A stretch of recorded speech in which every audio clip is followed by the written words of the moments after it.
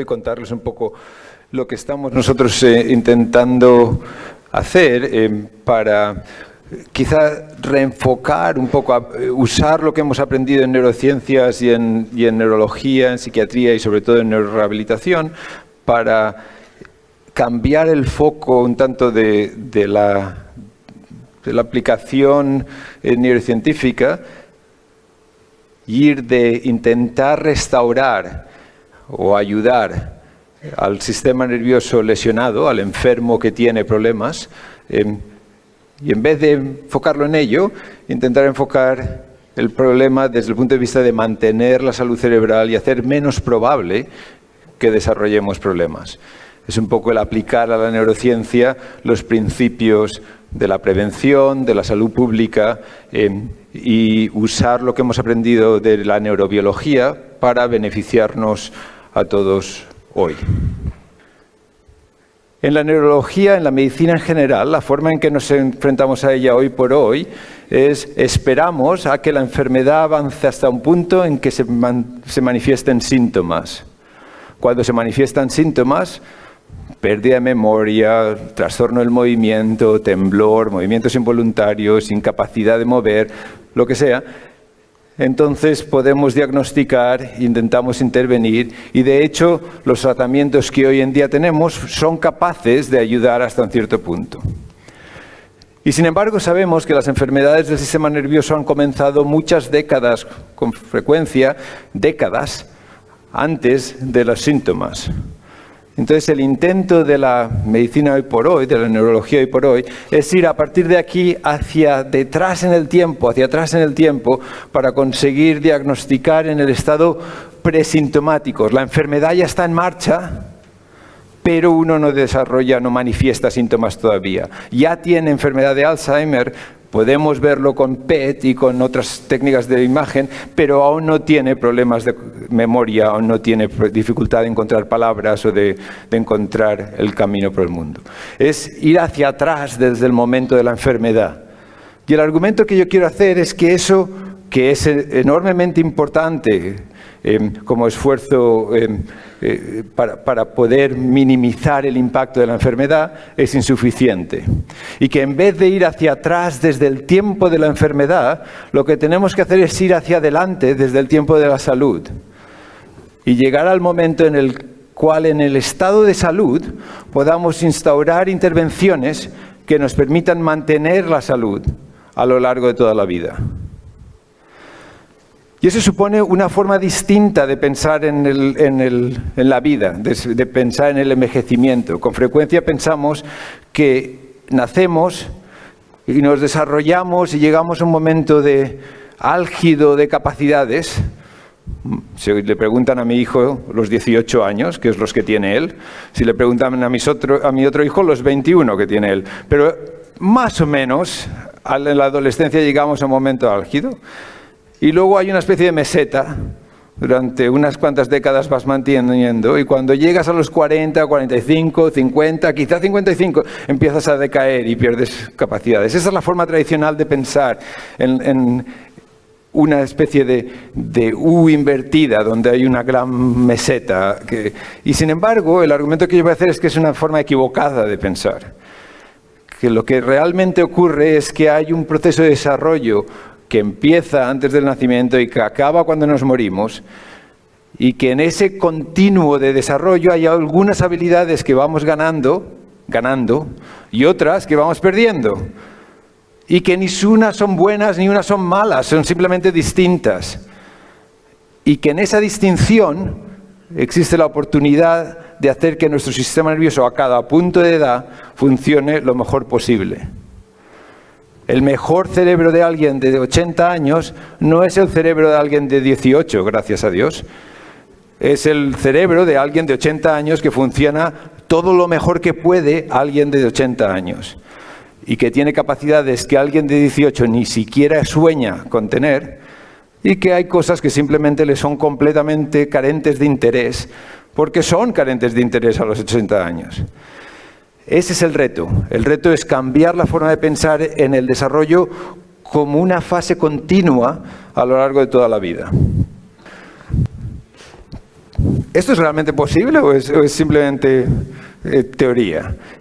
Resulta que si uno piensa en por qué tenemos el cerebro, para qué nos sirve el cerebro, para qué lo tenemos, la mayoría de nosotros contestaría que tenemos el cerebro para enfrentarnos a este mundo inmensamente cambiante y complejo y divertido, como decía Serrat, que nos ha tocado vivir, ¿no? Esta especie de marabunta en la que vivimos.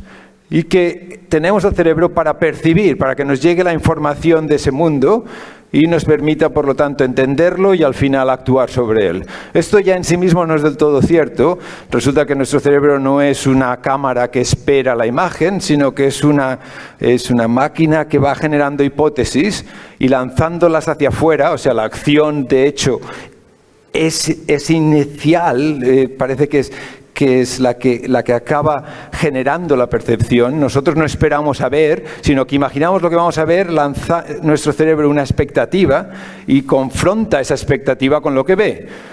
Y a veces resulta que encaja y a veces resulta que no encaja. Y si no encaja nos sorprende, y si nos sorprende un montón nos llaman locos o innovadores, depende cómo le dé, pero a la postre realmente tenemos unas gafas de distintos colores que nos hacen hacer la vida de una forma distinta. Pero sí que es cierto que hay una relación bidireccional de acción sobre el mundo y de percepción de él. Y sin embargo, eso no es todo lo que hace el cerebro. El cerebro, por lo menos tanto tiempo como pasa enfrentándonos y permitiéndonos enfrentarnos con el mundo que nos rodea, está dedicado a enfrentarnos y a percibir el mundo interno nuestro. Nuestro cerebro recibe información de cada uno de nuestros órganos. Notamos hambre no porque nuestro estómago nos dice, hey, tengo hambre, sino porque nuestro cerebro nos dice, tengo hambre. Tenemos dolor no porque la rodilla nos duele, sino porque el cerebro nos dice, te duele la rodilla. Nos sentimos a gusto no porque los músculos están descansados, sino porque el cerebro nos dice, estamos descansados. Y esto, que llamamos enterocepción, lo equivalente de la percepción externa, tiene también una vía bidireccional a través de la cual el cerebro actúa sobre los órganos, que muchos de nosotros conocemos como las enfermedades somatoformes, en las cuales el estrés, la preocupación, da lugar al colon irritable o al dolor de estómago o al dolor de cabeza. Y esto es cierto en su aspecto negativo, pero también es cierto en su aspecto positivo. El cerebro tiene un efecto sobre los órganos que puede dar lugar a enfermedad o puede promover la salud, y que llamamos salutogénesis. El cerebro sano es importante para estar sano. No solo el cuerpo sano promueve una mente sana, sino que un cerebro sano da lugar a un cuerpo más sano. El que tiene un cerebro más sano tiene una diabetes más controlada, tiene una hipertensión más controlada, tiene menos riesgo de cáncer, tiene menos riesgo de enfermedades vasculares, etc. Tiene una inmunidad mayor y de hecho tiene más resistencia a las pruebas de tuberculina o a una infección. Y por lo tanto, tener un cerebro sano no es solo importante para estar cognitivamente sano y llegar a ser un abuelo que permita, o una abuela, que permita crecer y ser felices a sus nietos, sino también para tener un cuerpo y una salud general mejor.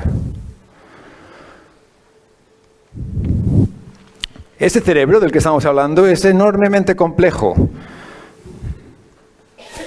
Está hecho de neuronas, esto lo sabemos gracias a Cajal, a Ramón y Cajal, y hay tantas neuronas, tantas células especializadas en el cerebro, como hay estrellas en la Vía Láctea. En el mejor de los días de estrellados, todas las estrellas que veis serían neuronas en el cerebro. Y eso es solo una parte de las células que hay en el cerebro. Por cada neurona hay 4 a 100 glía, neurona de acompañamiento, células de apoyo, que también estarían allí, a añadir estrellas.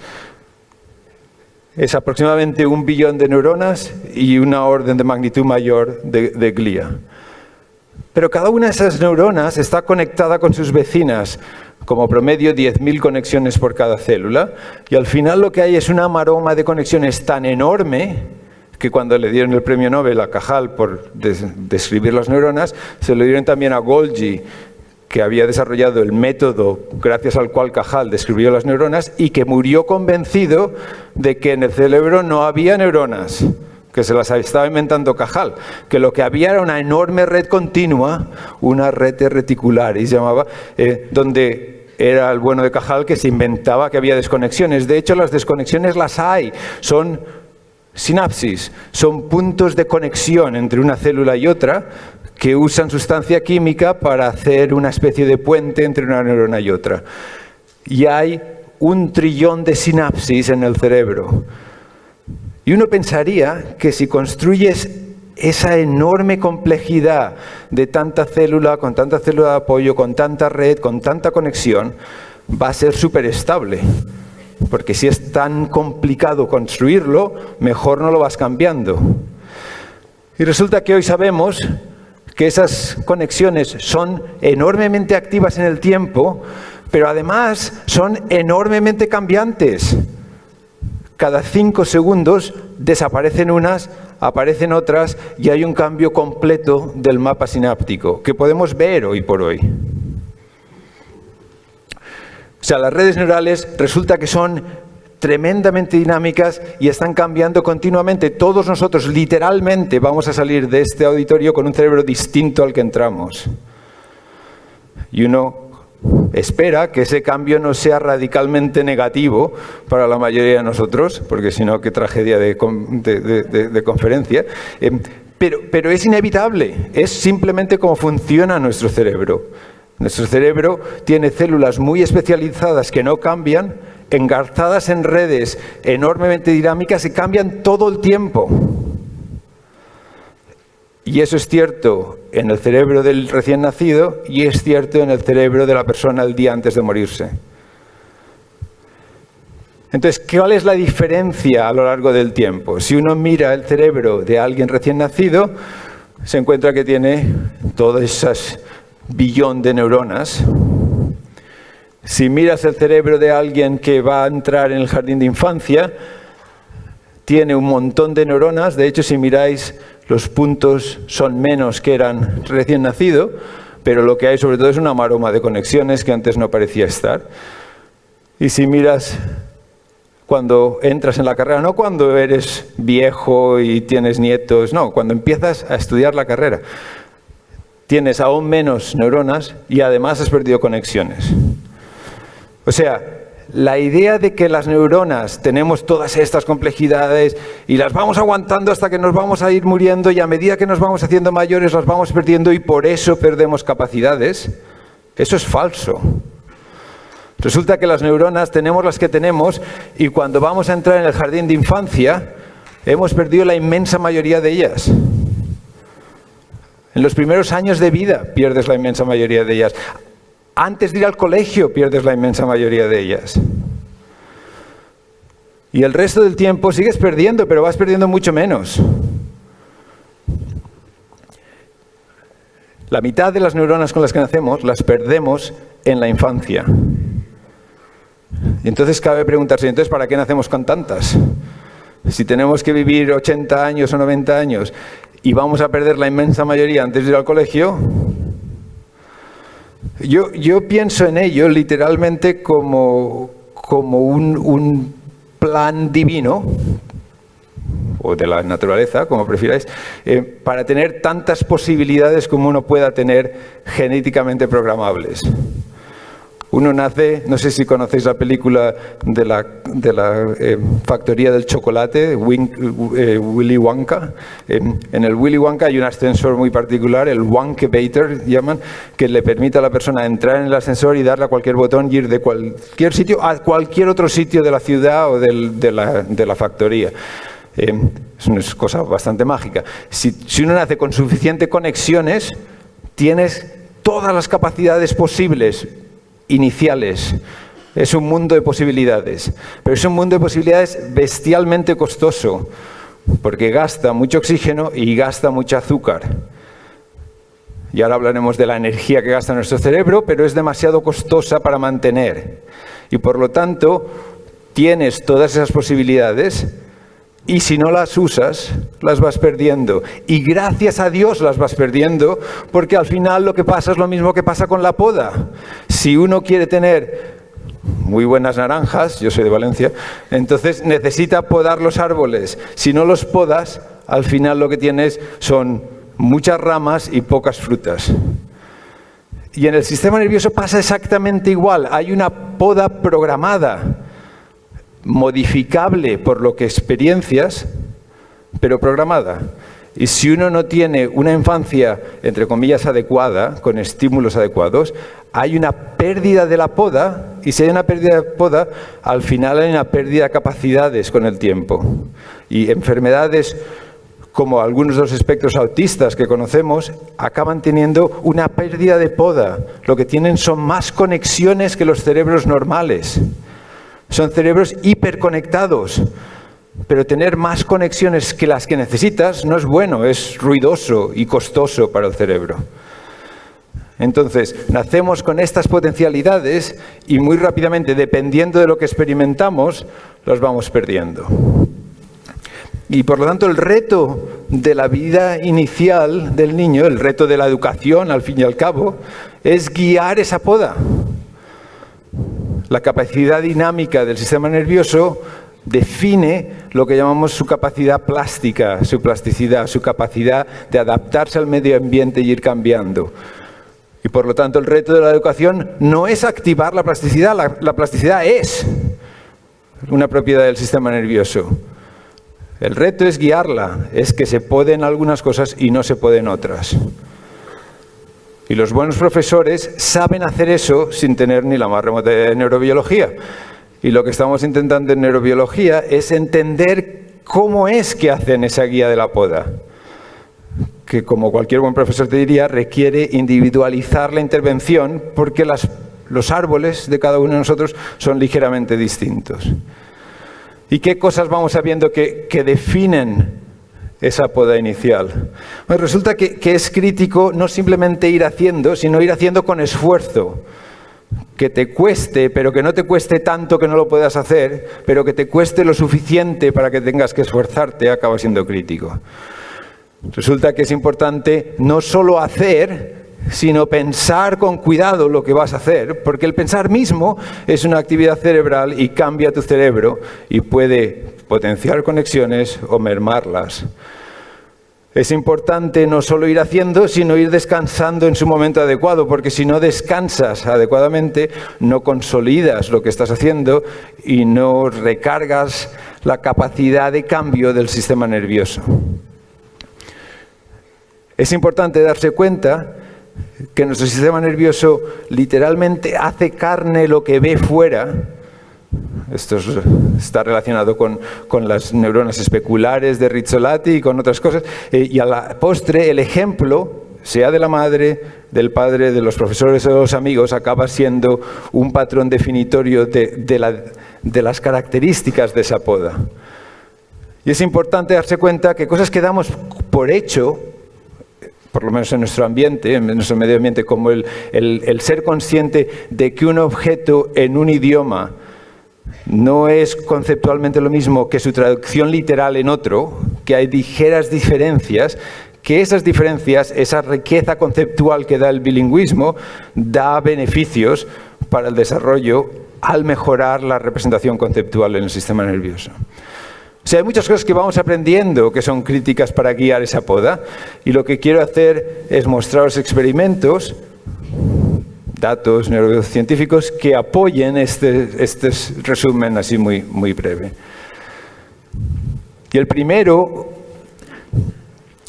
apropiado quizá para el marco de la ONCE particularmente, son estudios que hicimos hace muchos años con Norihiro Sadato sobre la reorganización del cerebro en relación con el tacto y en relación con la visión. Cuando nosotros vemos el mundo que nos rodea, no lo vemos con los ojos, lo vemos con el cerebro. Y lo vemos con el cerebro porque el ojo, la retina, que es parte del cerebro, por cierto, no es un órgano separado, literalmente es una protuberancia del cerebro, está además conectado con zonas concretas de la corteza cerebral, tan concretas que las llamamos la corteza visual, sugiriendo que esta zona del cerebro está ahí nada más que para ver. Y tenemos técnicas de neuroimagen, resonancia funcional, por ejemplo, que nos permite, cuando alguien está viendo algo, ver que se activa esta zona posterior, occipital, corteza visual, y ciertas zonas profundas en el cerebro que están conectadas con ellas. Cuando tocamos algo con el dedo, o nos tocan la yema del dedo, o exploramos braille, por ejemplo, se activan zonas de nuevo en la corteza somatosensorial, llamamos, porque pensamos que está conectada y dedicada exclusivamente a procesar el tacto. Y hablamos de una organización así de precisa de la corteza cerebral, donde hay una zona que es la que notas que te han tocado, no la notas aquí, la notas aquí, en este cerebro. Y la que ves lo que tienes enfrente, que no lo ves en el ojo, sino que lo ves en la corteza visual. Esto sabemos que es como está organizado el cerebro. Entonces, si uno ve estudios como estos, 3 estudios distintos, donde aquí estaría la parte delante del cerebro y esto es la parte de detrás del cerebro, delante y detrás, aquí veis la nariz en este caso. En todos los casos está activada esta corteza occipital, esta corteza visual, y uno pensaría que lo que está pasando en todos estos casos es que la gente está viendo algo. Porque si se está activando la corteza visual, presumiblemente es porque estás viendo algo. Y sin embargo, ninguno de estos sujetos está viendo nada. Estos son lectores de braille congénitamente ciegos que no han visto nunca. Y lo que estamos viendo es que cuando alguien que es congénitamente ciego lee con los dedos, ve el mundo con la yema de los dedos, lo que se activa es la corteza visual. Y cuanto más se activa la corteza, entre comillas, visual, mejor lee braille. En este caso, también son sujetos congénitamente ciegos que lo que están haciendo es localizar sonidos en el espacio. Y cuanto mejor localizan sonidos en el espacio, más se activa la corteza, entre comillas, visual. Y en este caso están recordando listas de palabras. Son tareas de memoria verbal. Y cuanto más capacidad de memoria verbal tienen los sujetos congénitamente ciegos, más activan la corteza visual. Y resulta que los sujetos ciegos detectan contacto mucho mejor que los videntes, localizan sonidos en el espacio mucho mejor que los videntes y tienen más memoria verbal que los videntes. Y si pensáis en ellos, tiene bastante sentido, porque si no puedes ver lo que tienes delante, mejor te acuerdas porque no vas a poder tomar una nota rápidamente, mejor discriminas con mucha precisión las rugosidades porque no las vas a poder ver, mejor localizas en el espacio porque no vas a poder orientar tus ojos y ver de dónde viene el sonido. Es enormemente adaptativo. Es tan adaptativo que el sistema nervioso central decide usar zonas del cerebro que nosotros usamos, nosotros videntes, usamos para ver, para dedicarlas a otras cosas. Eso es una posibilidad. Pero la otra posibilidad es que los sujetos congénitamente ciegos nazcan con un cerebro distinto y que estas capacidades sean exclusivamente ciertas para los congénitamente ciegos y nunca asequibles a los sujetos videntes. ¿Me explico? Y esto nos lo preguntamos hace una serie de años y Lotfi Miravet inventó un experimento en el cual cogimos a sujetos videntes, con visión perfectamente normal, y los separamos en 2 grupos. En un grupo los cegamos durante 8 horas al día y les intentamos enseñar braille. Y al cabo de 8 horas les quitamos el antifaz y vieron la tele, cenaron, durmieron. A la mañana siguiente se lo volvimos a poner e intentamos. El resultado es que ese grupo que vamos a llamar control, en primer lugar, nunca aprendió a leer braille por tacto, a pesar de 8 horas diarias de clase. El segundo grupo hizo lo mismo, les pusimos el antifaz, pero nunca se lo quitamos. Se lo pusimos y se lo dejamos puesto durante 5 días. Pusimos papel fotográfico dentro, de manera que si movían el antifaz para intentar hacer trampa, veíamos que habían hecho trampa y les decíamos que no les íbamos a pagar. Pero si no hacían la trampa, cobraban $1.000 por día, que es bastante incentivo para uno mantenerse ciego. El resultado es que al cabo de 5 días, los que estaban cegados todo el tiempo habían aprendido a leer braille por el tacto y seguían aprendiendo más y más si seguías, pero los que solo estaban ciegos durante 8 horas, estos no habían aprendido. Pero la pregunta más importante para nosotros era ¿qué pasaba con esta actividad en la corteza visual? Si son las conexiones que existen y que son capaces de activarse en cualquiera de nosotros, quizá es suficiente estar ciego 3 días, 4 días, 5 días para empezar a ver esos cambios. Si por lo contrario son conexiones exclusivas del cerebro de alguien congénitamente ciego, entonces no va a haber forma de cambiarlas. Al cabo de 3 días, si uno compara la actividad cerebral entre el grupo control y el grupo cegado continuamente, no veis ningún color en la diferencia, en la sustracción. Los colores van a demostrar diferencia estadística y aquí no hay ninguna diferencia porque realmente al cabo de 3 días no hay ninguna diferencia entre los dos grupos. Pero al cabo de 5 días veis que hay diferencia exclusivamente en la corteza, entre comillas, visual, en relación con el tacto.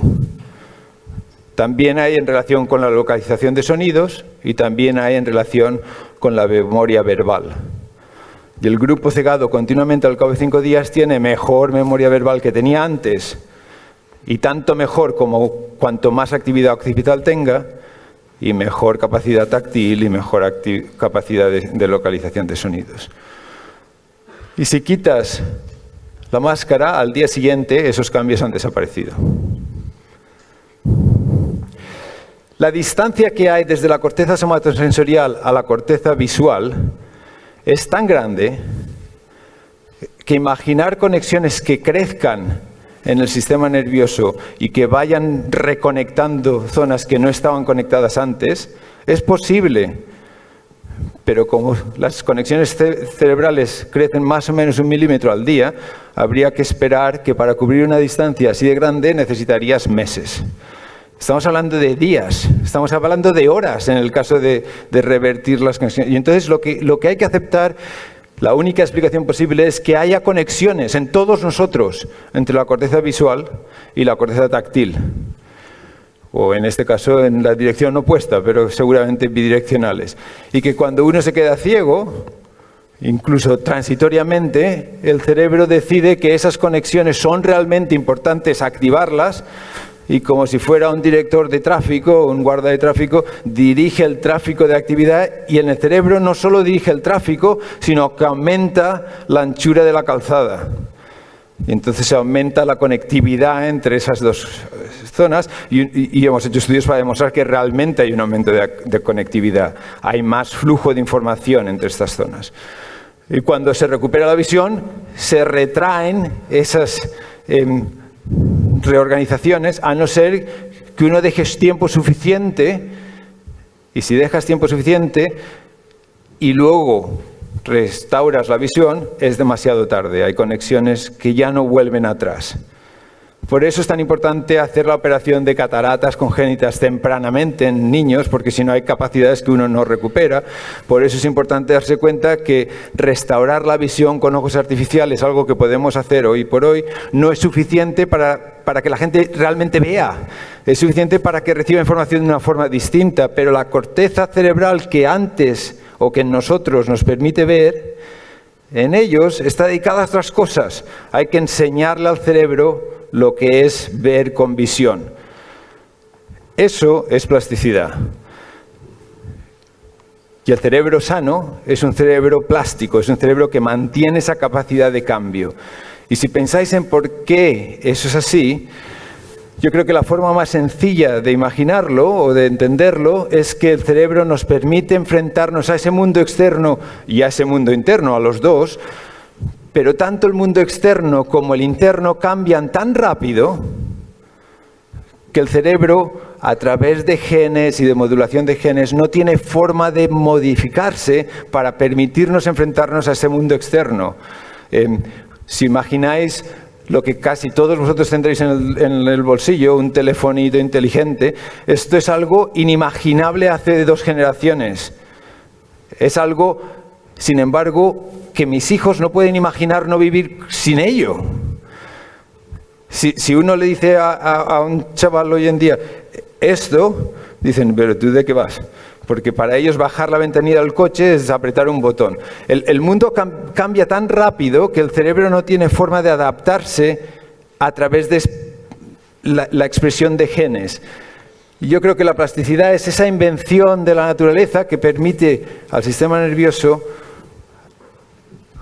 suplir la lentitud de los genes y adaptarse a las limitaciones del genoma para responder a las demandas de un mundo exterior o interior que cambia muy rápidamente.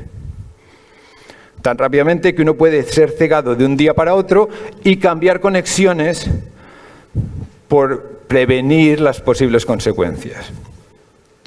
Ahora bien, ese proceso de plasticidad, esto ya lo decía William James, que es el primero que describió la plasticidad, tiene que ser el adecuado. Ni es bueno ser demasiado plástico, ni es bueno ser demasiado poco. Tenemos que tener la plasticidad adecuada para cada individuo, para cada uno de nosotros, para cada función cerebral. Si salís de este auditorio permanentemente cambiados, eso sería malo. Si salís sin nada de huella, también sería malo. Sería deseable que os deje un poquito de huella y quizá algo de interés de mirar más o de pensar más, etc.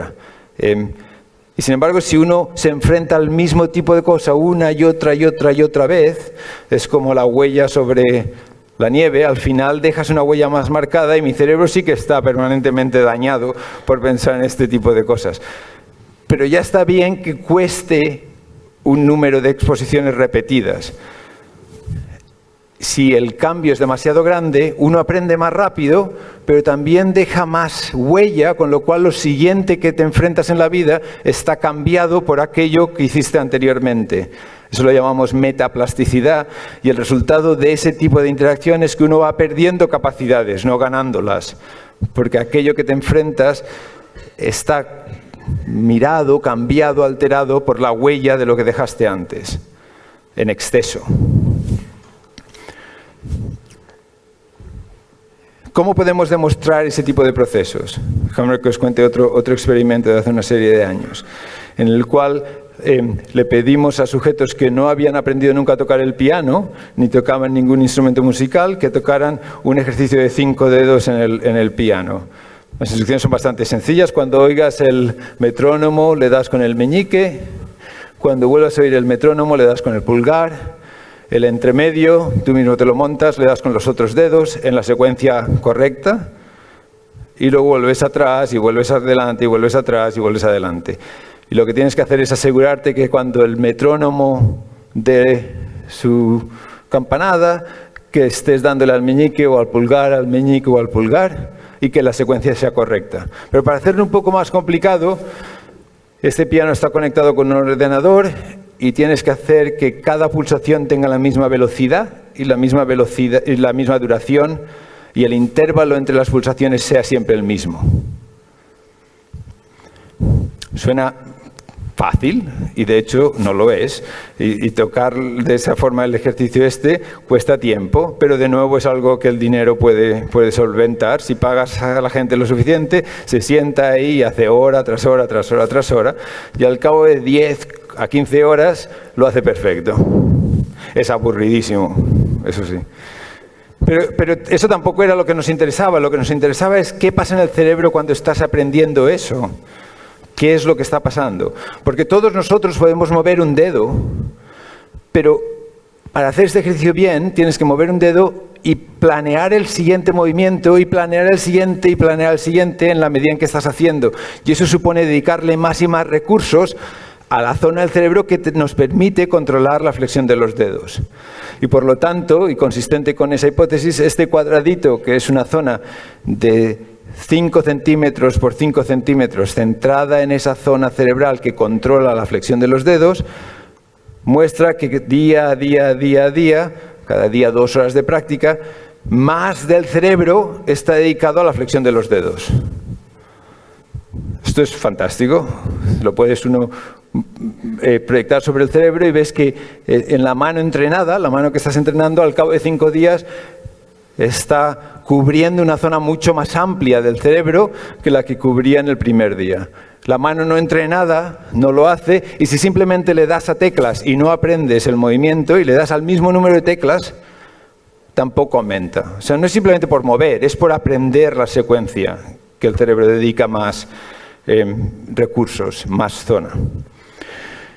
Pero esto plantea también un problema adicional, y es eso que quiere decir, que si tocas el piano y sabes realmente tocarlo muy bien, ¿solo tienes manos en el cerebro? Eso es poco probable, ¿no? O sea, los pianistas se dedican a otras cosas más que tocar.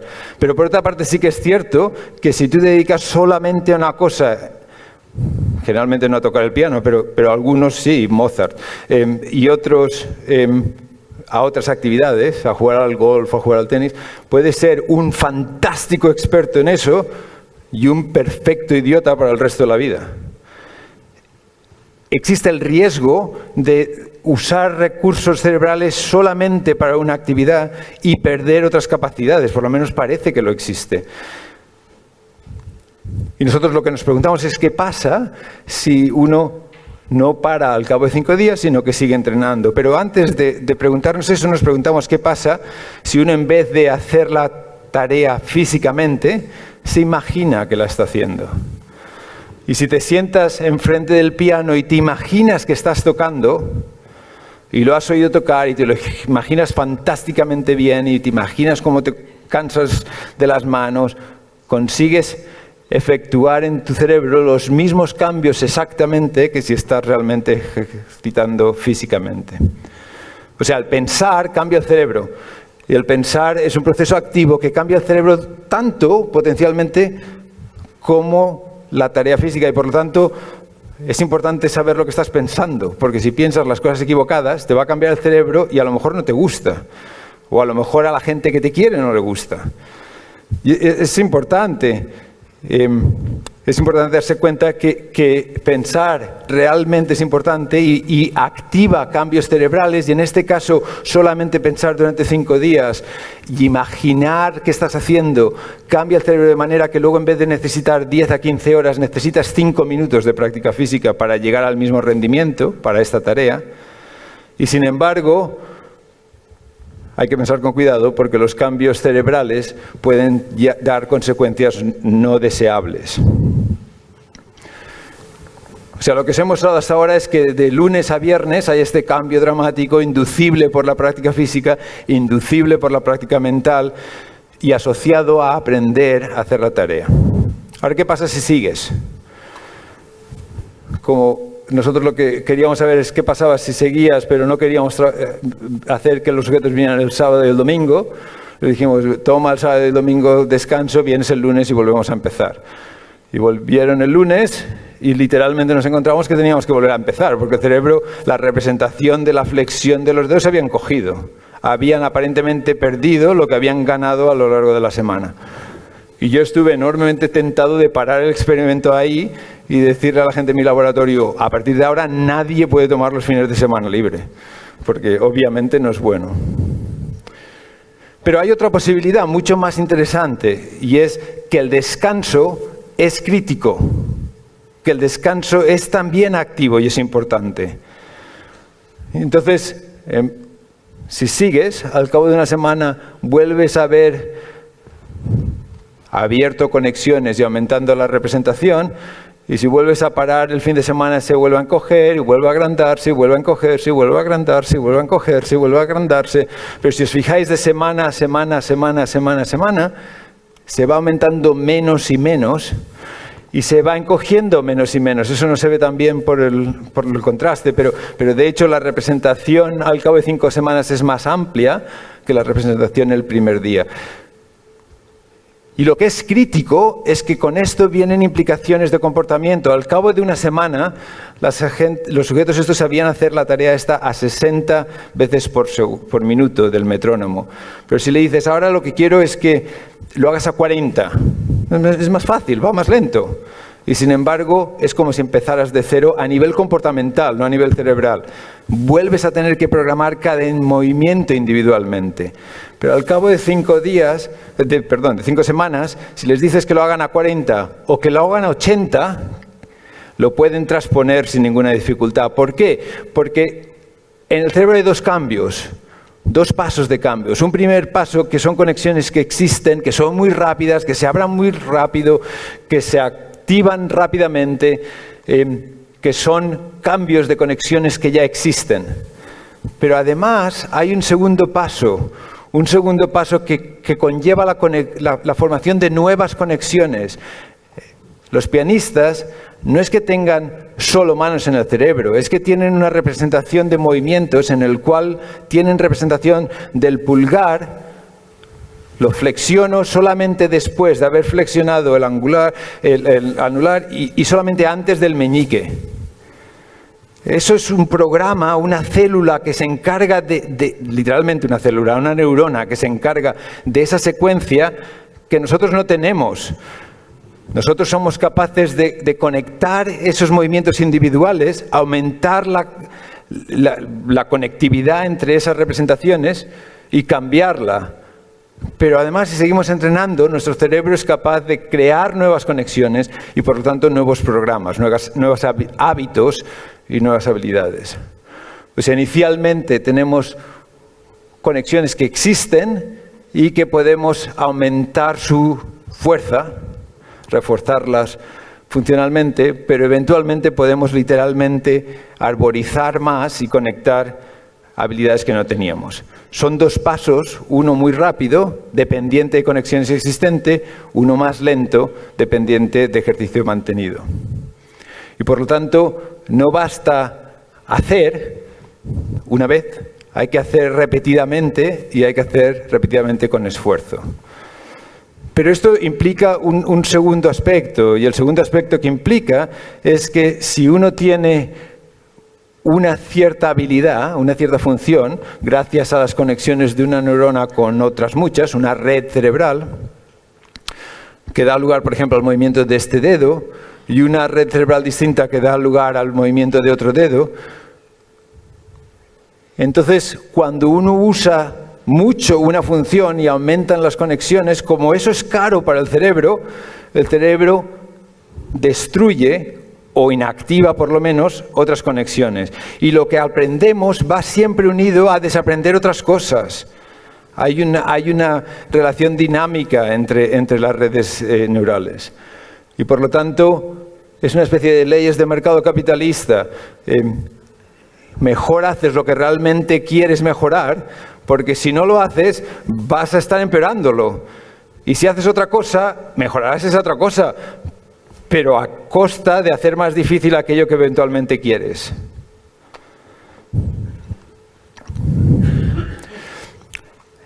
Esto es así, no solamente desde el punto de vista de lo que deseamos hacer, sino es así también desde el punto de vista de lo que llamamos enfermedad o no enfermedad. La plasticidad acaba siendo ni buena ni mala, simplemente es una propiedad del sistema nervioso central y por lo tanto es un arma de 2 filos. Es el sustrato gracias al cual aprendemos nuevas cosas, desarrollamos nuevas habilidades y si las usamos y nos vienen bien, podemos considerarlo una capacidad adaptativa, ya nos es útil. Pero al mismo tiempo es la razón por la cual somos incapaces de hacer ciertas cosas. La razón por la cual los videntes tenemos menos capacidad de aprendizaje verbal, de memoria verbal que los ciegos, es porque en nuestro cerebro la plasticidad lleva a que muchas conexiones a esta zona occipital estén dedicadas a ver. Y sacrificamos conectividades que puedan ser usadas para memoria verbal. Dependiendo de lo que pase con nuestra vida, eso es maladaptativo, pero lo que desde luego es maladaptativo es el hecho de que los síntomas de enfermedades en sí mismo son manifestaciones de plasticidad. Cuando uno tiene una distonía o dolor neuropático crónico o espasticidad después de un infarto cerebral o un traumatismo cráneoencefálico, una lesión cerebral, todo eso son manifestaciones de la plasticidad cerebral, de la forma en la que el cerebro se ha intentado adaptar a la lesión, que da lugar a cosas buenas, gracias a la espasticidad no te caes, y da lugar a cosas malas. La espasticidad puede hacer que te duela o que te sea más difícil beneficiarte de la terapia física. Y para mostraros algunos ejemplos de esto es el trabajo de Jaume Rousset en pianistas, distintos ejemplos, y veis que mientras el sujeto está tocando un movimiento concreto, se le levanta el dedo, se le extiende de forma involuntaria, aquí se le encorva el tercer dedo cuando está tocando. Hay distintos ejemplos de distintas distonías, de distintos movimientos involuntarios, de alteraciones debidos a la plasticidad que dan lugar a trastornos del control motor. Y sabemos que realmente es debido a la plasticidad. Sabemos que realmente lo que acaba pasando es que en la distonía hay una especie de emborronamiento de la representación de los dedos, en la cual, en vez de tener separados la representación de cada uno de los dedos, acaban estando excesivamente solapados. Entonces, cuando uno intenta mover un dedo, se mueve el otro involuntariamente. Esto puede pasar en alguna gente al escribir, en otra gente, como en estos ejemplos, al tocar el movimiento. Y son cosas tan notables que durante mucho tiempo este tipo de distonías se pensaba que eran enfermedades psiquiátricas, que la persona estaba un poco volada. ¿Cómo es posible que puedas escribir con un bolígrafo tu nombre, pero si te doy tiza y lo tienes que escribir en la pizarra, se te levanta en el dedo y se te caiga la tiza? Eso no puede ser. Y sin embargo es manifestación de cambios plásticos del sistema nervioso. O sea, la plasticidad es una propiedad intrínseca del cerebro. La crítica, lo necesario para mantener el cerebro sano es guiarla, es guiar esa plasticidad, primero mantenerla a un nivel adecuado y segundo guiarla para el beneficio del individuo. Eso es justo lo que en rehabilitación hacen los buenos centros de rehabilitación, guiar la plasticidad para promover la restauración de las capacidades perdidas. Minimizar la discapacidad. Y sabemos, por ejemplo, que en sujetos dentro del espectro autista, gracias al trabajo de Lindsay Overman, tanto la potenciación como la depresión a largo plazo está exagerada. Son demasiado plásticos los cerebros de alguien con autismo. ¿Eso qué quiere decir? Eso quiere decir que pueden adquirir habilidades mejor que gente neurotípica, los no autistas. Y eso lo que quiere decir es que si los enfrentas solamente a una cosa, a un mundo bastante ordenado y estructurado, pueden desarrollar habilidades realmente salvajes, llamamos, savant abilities. Pueden ver caerse las cerillas y decir 226, y realmente haber 226. Se pueden aprenderse todo el listín telefónico. Pero lo notable de eso es que tu cerebro y el mío también es capaz de hacer eso. Lo que pasa es que elige no hacerlo. Nuestro cerebro sabe cuántas hojas hay en cada árbol, sabe exactamente cuántas personas, mi cerebro sabe exactamente cuántas personas hay en este auditorio, sabe cuántas cabezas hay, pero es tal pérdida de recursos cerebrales que de nuevo, de forma paradójica, mi cerebro decide que en vez de decirme 126, o las que sean, me gasta recursos en inhibir esa información para que yo pueda dedicar otra información a intentar recordar lo que quiero contaros. Si eso falla, entonces uno tiene una capacidad excesiva de recordar el detalle, siempre y cuando el mundo no sea tan rico que lo bombardea uno de distintas informaciones. Porque si lo bombardea de informaciones, un cerebro excesivamente plástico lo que hace es demasiado refuerzo de demasiadas conexiones. Y al final es un cerebro demasiado ruidoso y que no funciona bien. En el extremo opuesto, en la enfermedad de Alzheimer, sabemos que antes de que se depositen amiloides, antes de que se deposite el tau, la proteína tau, el cerebro tiene una pérdida de la potenciación a largo plazo. Hay una hipoplasticidad. Todos nosotros vamos perdiendo eficacia de los mecanismos de plasticidad a lo largo de la edad, desde los 18 hasta los 89, en este estudio de Caterina Freitas. Y el reto, por lo tanto, es intentar preguntarnos qué podemos hacer para minimizar la pérdida de eficacia de la plasticidad y mantener la plasticidad óptima para cada edad en la que estamos. Que no necesariamente es la misma que a los 18 años, pero es la óptima para la edad en la que estemos. O sea, la forma de pensar en ello es que por factores genéticos y ambientales estamos en una especie de trayectoria descendente de capacidad plástica y eso sabemos que es determinante en nuestra capacidad cognitiva. Lo que pasa es que tenemos lo que en psicología llamamos reserva cognitiva, tenemos la capacidad de compensar esa pérdida durante un tiempo y podemos medir esa capacidad de reserva con cosas bien sencillas.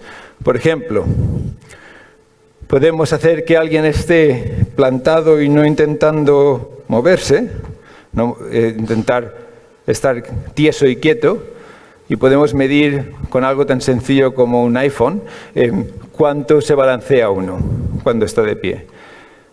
Y ahora podemos decirle que intente hacer algo distinto además de estar plantado, por ejemplo, que hable mientras está plantado o que cuente hacia atrás en 7, y ese intento de hacer una segunda tarea produce una carga cognitiva, y esa carga cognitiva demanda la reserva cognitiva y por lo tanto uno acaba moviéndose más.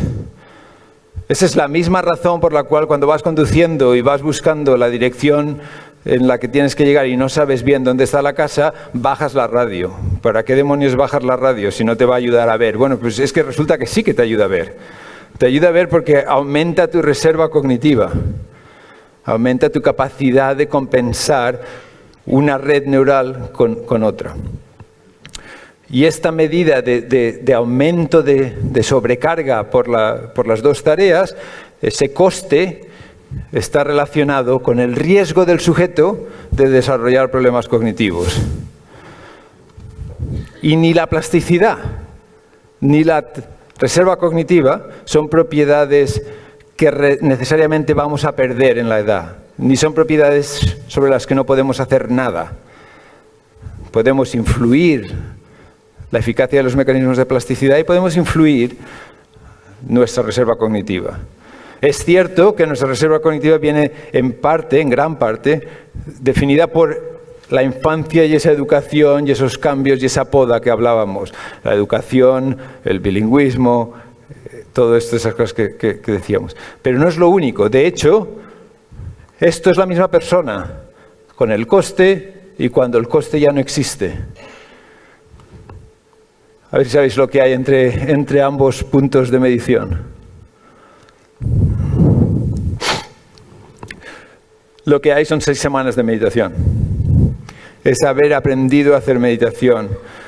Podría mostraros lo mismo habiendo aprendido a hacer tai chi y usando estimulación cerebral sobre zonas frontales concretas. Este es trabajo de Brad Manor y lo que muestra es que la reserva cognitiva, la reserva cerebral, la capacidad del sistema de sistemas frontales de dar los recursos necesarios a distintas redes cerebrales de forma adaptativa es tan plástica como el resto del cerebro. Lo que necesitamos es usarla de forma adecuada. O sea, es posible modificar, pero es posible modificarla gracias a reposo, en este caso activo. La meditación no es simplemente estar desconectado, es estar adecuadamente conectado en un estado distinto. Entonces, lo que necesitamos, por lo tanto, es la cantidad adecuada tanto de plasticidad como de reserva cognitiva. Y cada uno de nosotros tiene una pendiente distinta. Hay gente que tiene esta pendiente y ya pueden hacer lo que quieran en la vida. Gracias a Dios tienen los genes, los factores ambientales adecuados que se morirán antes de desarrollar problemas cognitivos. Pero la mayoría de nosotros estamos más bien por aquí, donde gracias a los avances de la medicina, a medida que la edad va avanzando, el riesgo de que la plasticidad cerebral, la eficacia de los mecanismos de plasticidad no sean suficientes para la edad que tenemos, es real. Y con ello vienen problemas cognitivos. Y debido a que las diferencias individuales dependientes de plasticidad son medibles, gracias a ello, podemos también plantear oportunidades de intervención. Pero es que además, independientemente de cada pendiente que uno tenga, a medida que pasa la vida, hay cosas que pasan. Cierto es que en ese se manifiestan, uno desarrolla diabetes, tiene un traumatismo cerebral, la vida se te complica y no estás durmiendo bien. Decides que estás tan ocupado que no puedes hacer ejercicio, pasas de comer las cosas adecuadas y decides que McDonald's es lo mejor del mundo, lo que sea. Todas estas cosas, de forma medible, cambian o bien la pendiente o bien el punto de partida en un momento concreto de la eficacia de los mecanismos de plasticidad.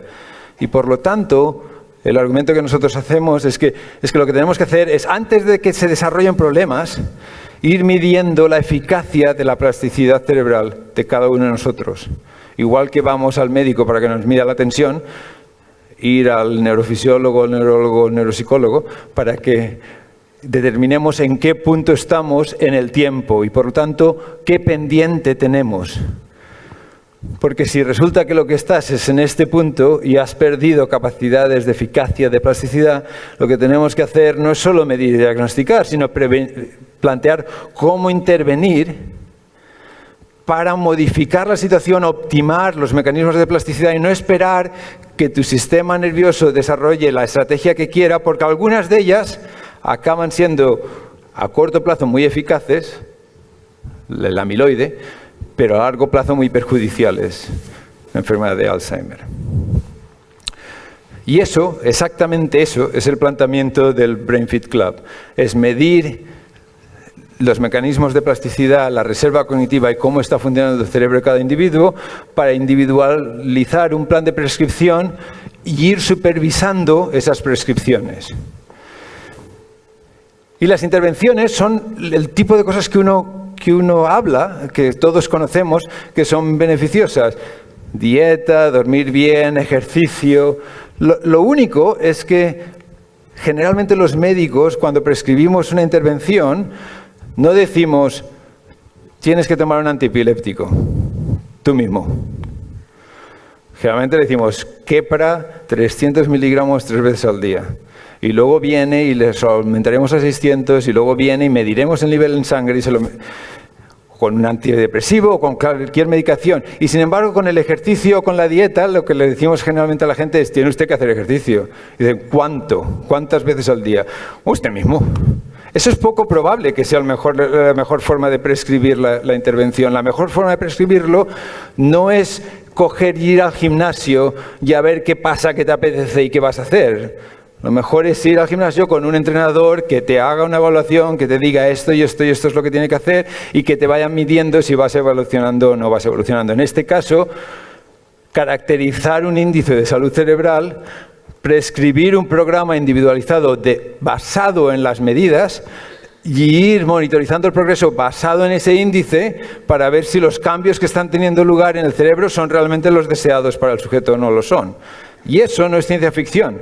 Eso es medicina personalizada, preventiva de cambios de decaimiento cognitivo, de alteración neurológica. Y quizá muy brevemente, como para finalizar, en resumen, el nivel de la dieta, parece que lo crítico es lo que ya hacíamos, por lo menos, en la cuenca mediterránea y en Cataluña, que es tener una dieta equilibrada, mediterránea, no pasarse, no comer en exceso, comer lo mínimo para no perder peso. Cuesta pensar en ello. O sea, intentar comer lo menos posible para mantener el peso que tienes si el peso es el adecuado. Porque de hecho lo que quieres es restringir las calorías. Lo que pasa es que si restringes mucho las calorías, eso mismo es estresante para el sistema metabólico y es malo. Quieres aumentar cetonas. En relación con el ejercicio sabemos muchísimo más que en relación con la dieta. El ejercicio físico Yo creo que es más importante para el cerebro que para el cuerpo. El ejercicio físico, de hecho, no es solo que aumente el bienestar del cuerpo y la función cardíaca, y si tienes flujo de oxígeno ya es bueno para el cerebro porque solo usa oxígeno y glucosa. Es que cambia estructuras concretas del cerebro. El ejercicio físico aeróbico cambia las zonas, sobre todo prefrontales derechas, que son a la postre las que tienen que ver con control de impulsos, control cognitivo, con hacer la cosa adecuada y con usar los recursos de forma eficaz para esas tareas múltiples. O sea, a la postre aumenta la reserva cognitiva. ¿Cuál es la cantidad suficiente de ejercicio? Es continuada, no es exclusiva de los niños, no llega un momento en que no lo necesitas hacer, siempre deberíamos estar haciendo ejercicio, y no es gran cantidad de tiempo, pero es esfuerzo suficiente. Tienes que estar 15-20 minutos realmente aeróbicamente poniendo tu corazón en marcha, lo cual ya es bueno que te vea un médico antes de empezar, pero después de eso no hay limitación de decir, es que yo ya tengo 65 años, tampoco voy a ponerme a jugar al fútbol. Bueno, pues que no quieres. Es importante darse cuenta que el beneficio sigue estando. Y ese beneficio existe tanto para el ejercicio físico como para el mismo tipo de planteamiento a nivel del ejercicio cerebral. Pero de nuevo, lo crítico en el ejercicio cerebral es enfrentarse a retos nuevos. Es hacerle que el cerebro tenga que aprender o tenga que seguir aprendiendo a aprender. Si a ti te gustan mucho los crucigramas y siempre te han gustado y ahora que tienes tiempo te vas a dedicar a hacerlos, fantástico, eso lo vamos a llamar tu hobby. Pero no es eso de lo que estoy hablando. Lo que estoy hablando es de hacer que tu cerebro haga algo que no hace normalmente y que no ha hecho normalmente. Si ya sabes hablar 2 idiomas y ahora te apetece mucho aprender un tercero, fantástico, pero tampoco es eso. Aprende el tango. Haz que tu cerebro aprenda algo que realmente no sepa hacer. Hazle que sea un reto y hazle que lo haga bien, no que simplemente lo haga. No, que lo haga bien. Porque ese esfuerzo es crítico a nivel físico y es crítico a nivel cerebral. Y eso es en general lo que no hacemos. La mayoría de nosotros dice, no, yo hago ejercicio físico porque voy andando al trabajo y yo hago ejercicio cerebral porque hago mi sudoku todos los fines de semana. Fantástico. Pero eso es como si dices, yo me estoy entrenando para las Olimpiadas y por lo tanto veo mucha televisión para ver cómo bajan los esquiadores. Pues oye tú, esto no es exactamente lo mismo, aunque la imaginación te cambie tu cerebro. Desde el punto de vista de medicaciones, yo creo que lo más importante es evitarlas si no las necesitas. Yo soy médico, soy neurólogo, sigo viendo enfermos y sigo recetando medicaciones, pero la mayoría de nosotros toma una cantidad de sustancias fantástica que no necesitamos. Y pensamos que como es natural, pues entonces no debe ser malo. Bueno, si no es malo, probablemente tampoco es bueno. O sea, las sustancias químicas tienen un efecto y tienen un efecto que puede ser adaptativo, es igual que la plasticidad, o no. Si no necesitas tomar algo para dormir, para ayudarte a dormir, es mejor no tomarlo. Si necesitas tomar algo, quizá mejor hacer una higiene vital adecuada y un régimen de qué hacer antes de acostarte, etcétera, en vez de tomar antidepresivos o tomar estimulantes o etcétera. ¿Por qué? Porque todas esas medicaciones es un poco como si decimos, no, yo lo que quiero es rellenar de la sustancia química que necesita mi sinapsis. Imaginaros que esta es la sinapsis, necesito rellenar de químicas adecuada este vasito. Y lo que hacemos con medicaciones, queramos o no, es abrir este techo y hacer que llueva en este auditorio. Eso consigue llenar el vasito, pero probablemente va a hacer un enorme merder con todos vosotros y conmigo también. En medicina eso lo llamamos efectos secundarios y nos quedamos tan bien. Pero la realidad es que tiene un efecto sobre el resto del cerebro y ese efecto sobre el resto del cerebro es mucho menos preciso de lo que desearíamos hacer si hiciéramos una farmacología realmente intervencional y personalizada. O sea, evitar lo que no se necesita es bueno, usar las adecuadas es bueno y compaginarlas con otras intervenciones. El descanso es importante para el cerebro y el dormir es un estado activo del cerebro Y dormir lo suficiente es importante. Y lo suficiente es distinto para cada persona. Pero la causa número 1 de trastorno cognitivo con la edad, tratable, la causa mayor de, entre comillas, demencia, es una apnea del sueño obstructiva. Es roncar. ¿Por qué? Porque te interrumpe el sueño, tienes microdespertares, y el sueño no solo es necesario para reposar, es necesario para solidificar las conexiones, para limpiar aumentos de excitabilidad innecesarias, para hacer un poco de consolidación de los cambios plásticos. Y ese efecto del sueño se interrumpe, y si se interrumpe acabas teniendo una carga excesiva de plasticidad, un sistema excesivamente plástico. Y luego, por último, hay un par de cosas que sabemos, que epidemiológicamente son ciertas y que no acabamos de saber cuál es su neurobiología, pero que son reales y que son importantes el no pasar de ellas. Lo primero es que el cerebro humano no puede evitar proyectarse en el futuro, no puede evitar prospeccionar. Y por lo tanto resulta que creer en algo trascendente, sea religioso o no religioso, es importante. Creer que lo que tú haces tenga un significado que vaya más allá de tu vida finita, acaba siendo importante. Podemos dialogar de cuáles son las redes cerebrales que son críticas para eso, pero el beneficio es sustancial, tan sustancial que el factor número 1 de supervivencia después de un infarto cardíaco no es el control de los factores de riesgo, fumar, hipertensión, etcétera, sino que es esto, es creer, que la gente crea en algo que vaya más allá de su propia vida. Y el segundo factor más importante para ese mismo estudio es tener un mundo que te rodea, una familia, un mundo social que te apoye, que sientas el apoyo social de aquellos que te rodean y por lo tanto que estés conectado con ellos. Por eso, de hecho, la forma de utilizar estas estrategias es realmente con la idea de un club, el hacer que hagamos conjuntamente estos cambios que nos benefician, sea meditación, tai chi o los ejercicios cognitivos. De hecho, tiene un efecto mayor que si lo haces tú solito en casa, si lo haces conjuntamente con otros.